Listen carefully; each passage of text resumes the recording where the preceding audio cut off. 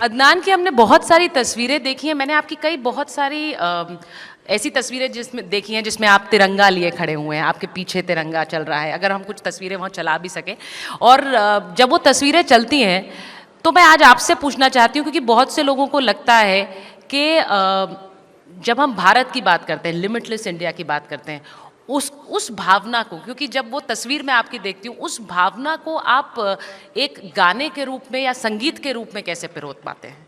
क्योंकि कहते हैं कि सबसे ज़्यादा जो भाव आप अपने लोगों के सामने रख सकते हैं वो संगीत के ज़रिए। देखिए, मैं आपको एक चीज़ बताऊं कि अम, जब कोई इंसान पैदा होता है किसी चीज़ के साथ, तो एक तरह से उसको वो चीज़ जो है वो विरासत में मिलती है। तो कभी कभी क्या होता है कि उसको खुद एहसास नहीं होता कि उसके पास कितनी कीमती और कितनी खूबसूरत चीज़ है। तो लिहाजा कभी कभी they sort of don't value it and they sometimes take it for granted, you know. मेरा जो मैंने जो कदम उठाया वो एक तो पूरी मतलब कि मैं 40 साल की उम्र से ज़्यादा के बाद मैंने ये कदम उठाया, and it was a very very informed decision because I had lived in different parts of the world. I had seen what the other part of the world has to offer. I was in boarding school in England, so I've seen all of that. So वो जो कहते हैं ना कि जो चीज़ें दूर से बड़ी खूबसूरत लगती हैं, मैंने करीब से भी देखी हैं. और so when I decided to take this step, it was after all the experiences that I had had, and then seeing what I had experienced over here.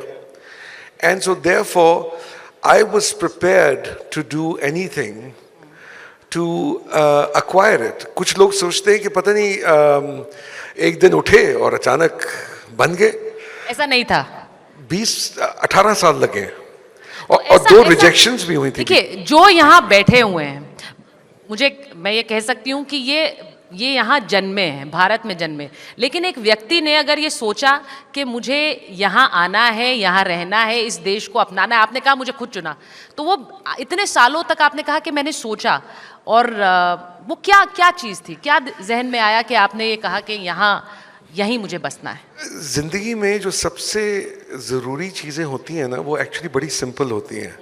और मैं एक आर्टिस्ट हूँ, इमोशनल हूँ, पठान हूँ, तो हम जो है ना वो एक सिंपल सी चीज़ से घायल हो जाते हैं, और वो है प्यार.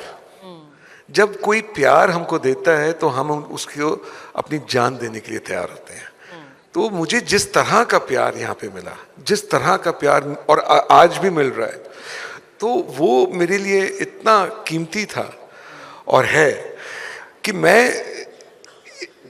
जैसे मैंने कहा, 18 साल लगे, और इन 18 सालों में 2 दफ़ा रिजेक्ट भी हुआ, क्योंकि कुछ होता है ना कि आपने फलानी जगह पे you did not cross the T, or the it was all those technical issues, nothing serious, but I didn't give up.